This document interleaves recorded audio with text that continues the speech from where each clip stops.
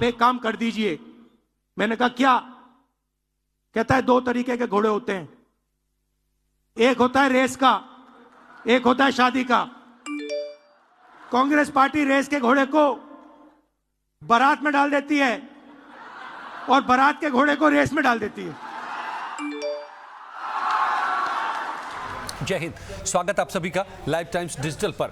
64 साल के बाद कांग्रेस गुजरात में अपना अधिवेशन करने जा रही है। आखिरी अधिवेशन गुजरात में हुआ था कांग्रेस का 1961 में और अब 2025 में, यानी कि 64 साल बाद। आखिर क्यों?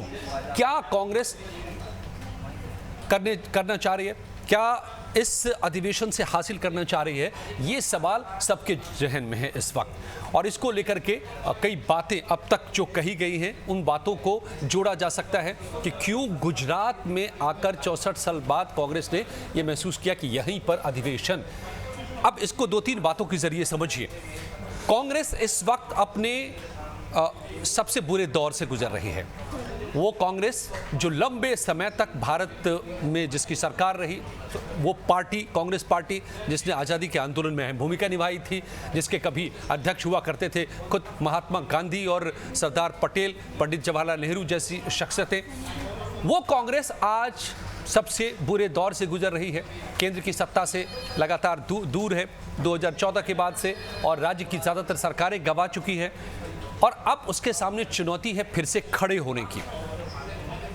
ऐसे दौर में गुजरात को अगर 64 साल बाद चुना गया है तो क्यों? इसको समझने के लिए हमें समझना पड़ेगा कि कांग्रेस को इस हाल में किसने पहुंचाया है। तो सामने जवाब है कि बीजेपी ने, और खास तौर से नरेंद्र मोदी ने।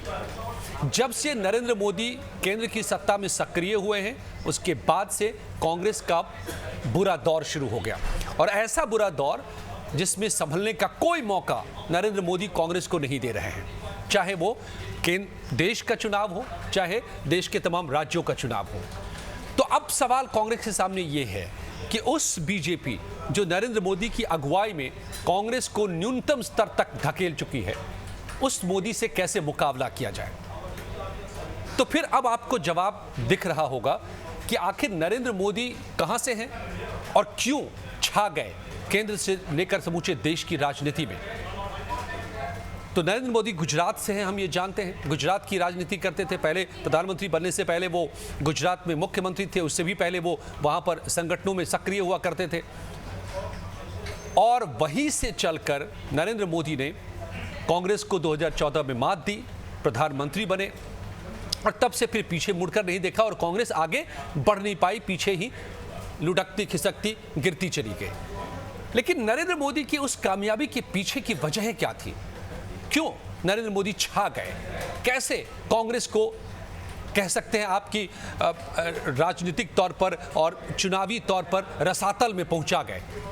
तो उसके पीछे एक बड़ा वर्ड उभरा था, गुजरात मॉडल का। आपको याद हो तो गुजरात मॉडल के देश भर के लोग मुरीद हो गए थे, खास करके युवा पीढ़ी मुरीद हो गई थी कि नरेंद्र मोदी ने जो गुजरात में कर दिखाया है वो देश में कर दिखाएंगे। और उस गुजरात मॉडल के भी 2 हिस्से थे, एक जो गुजरात का विकास, और दूसरा जो गुजरात में हिंदू हृदय सम्राट बनकर उभरे थे नरेंद्र मोदी। आपको याद होगा गोधरा और फिर गुजरात का कांड। तो ये जो छवि गुजरात मॉडल की थी कि एक मजबूत हिंदुत्ववादी और एक विकासवादी, ये दोनों छवि को लेकर गुजरात मॉडल गढ़ा गया, और उस गुजरात मॉडल के नैरेटिव से समूचे देश में मोदी छा गए और छाते चले गए, और आज तक छाए हुए हैं। तो अब अगर इस मोदी से और इस मोदी के कांग्रेस से, अब बीजेपी से कांग्रेस को टकराना ही नहीं बल्कि वापसी करनी है उसके सामने, तो जैसा कि खुद कांग्रेस के अध्यक्ष ने अपने अध्यक्षीय शुरुआती भाषण में इस अधिवेशन में कहा है कि हम एक बार फिर से प्रेरणा लेने और शक्ति लेने इस दौर में गुजरात आए हैं, क्योंकि गुजरात शुरू से ही हमारी प्रेरणा और शक्ति का केंद्र रहा है। कि गुजरात की जो लीडरशिप है, गुजरात के जो कार्यकर्ता हैं, गुजरात के जो डिस्ट्रिक्ट प्रेसिडेंट्स हैं, ब्लॉक प्रेसिडेंट्स हैं, उसमें दो तरीके के लोग हैं।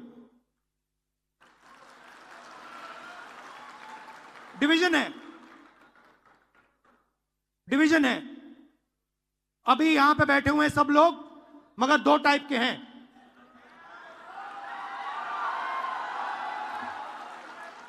एक है जो जनता के साथ खड़ा है, जो जनता के लिए लड़ता है, जो जनता की इज्जत करता है और जिसके दिल में कांग्रेस पार्टी की विचारधारा है। और दूसरा है जो जनता से कटा हुआ है, दूर बैठता है, जनता की इज्जत नहीं करता है,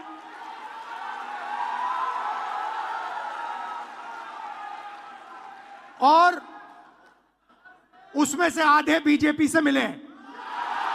वहीं से महात्मा गांधी आते थे, वहीं से सरदार पटेल आते थे, और इसी क्रम में यह भी खड़गे ने कहा है कि दरअसल बीजेपी और आरएसएस ने उसी महात्मा गांधी और उसी सरदार पटेल को अपनी विरासत के तौर पर अपनाने की पूरी कोशिश की है, जिस पर मुझे हंसी आती है। ये खड़गे साहब की बातें हैं और इस पर दोनों के बीच में विवाद हो सकते हैं। बीजेपी के अपने तर्क हैं कि उनका सम्मान नहीं किया गया उस रूप में सरदार पटेल साहब का जिस रूप में हमने किया है।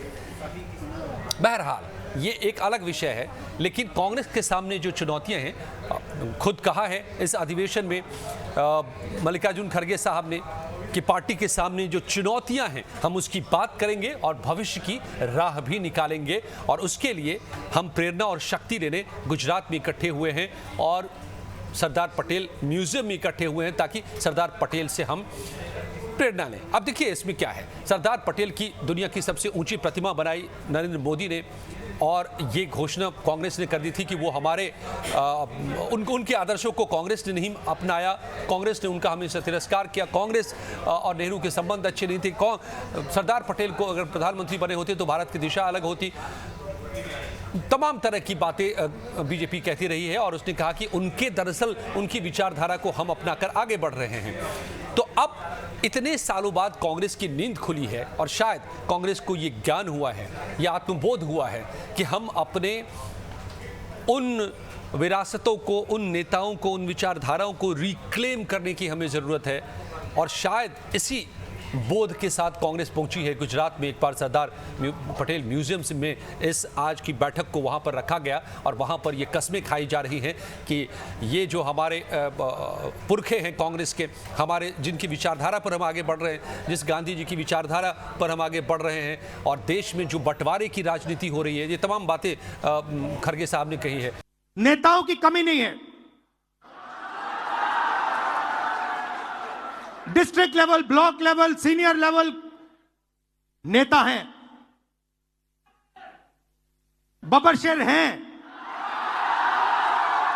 मगर पीछे से चेन लगी हुई है।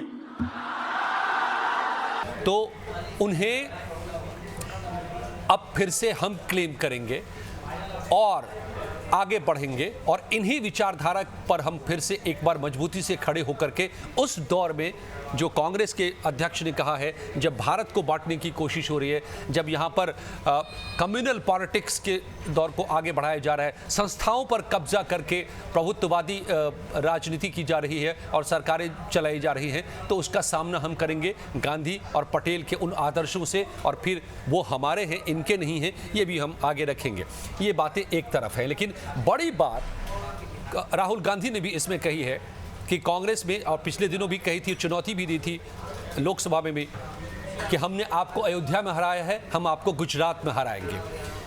और एक बड़ी बात राहुल गांधी ने जो कही थी कि हम कांग्रेस को खड़ा करना होगा और उसमें ऐसे लोगों को ही अब बर्दाश्त किया जाएगा जो असल में जड़ से जुड़े, जमीन से जुड़े कांग्रेसी हैं।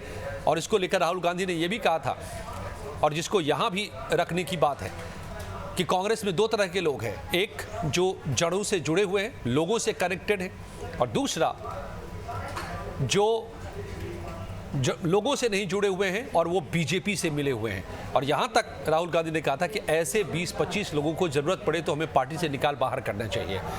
तो इन बातों से जो संकेत मिलते हैं कि क्या कांग्रेस फिर से अपने मूल पर, अपनी बुनियाद पर, अपने उस ओरिजिन पर जहां से कांग्रेस पार्टी की यात्रा हुई थी, एहसास कर रही है कि उससे उसका डेविएशन हुआ है, वहां से वो अलग रास्ते पर चली गई थी। अब वापसी उस रास्ते पर करने की गुजरात अधिवेशन से कोशिश है और गुजरात में ही उस नरेंद्र मोदी की जड़ पर प्रहार करके, जिसने गुजरात मॉडल के जरिए कांग्रेस को समूचे देश में राजनीतिक तौर पर ध्वस्त कर दिया है, तो उसी जड़ पर जाकर वहीं से उसी गांधी और पटेल की आदर्शों को आगे रखकर और एक बार उस कांग्रेस की विचारधारा को फिर से ईमानदारी से अपनाकर आगे बढ़ना चाहती है और मोदी को उन्हीं के गढ़ में मात देकर देश में फिर कांग्रेस की वापसी कराना चाहती है। ये संकल्प इस वक्त दिखाई दे रहा है। कितनी कामयाब होगी कांग्रेस, ये भविष्य में देखना होगा। क्या गुजरात में ही न सेना, न सेनापति, न कोई ऐसा चेहरा नहीं आज के दिन में कांग्रेस के पास बचा हुआ है, वो वाली हालत है। यहाँ पर नेता नहीं बचे हैं कांग्रेस में, कांग्रेस के पास गुजरात में। तो अगर गुजरात से ये प्रेरणा और शक्ति और गुजरात मॉडल को मात देने की कोशिश है, तो किस तरह से ये कांग्रेस कर पाएगी? क्या कांग्रेस अपनी पार्टी को गुजरात में नए सिरे से खड़ी कर पाएगी और क्या वहाँ से आगे इस अभियान को ले जा पाएगी?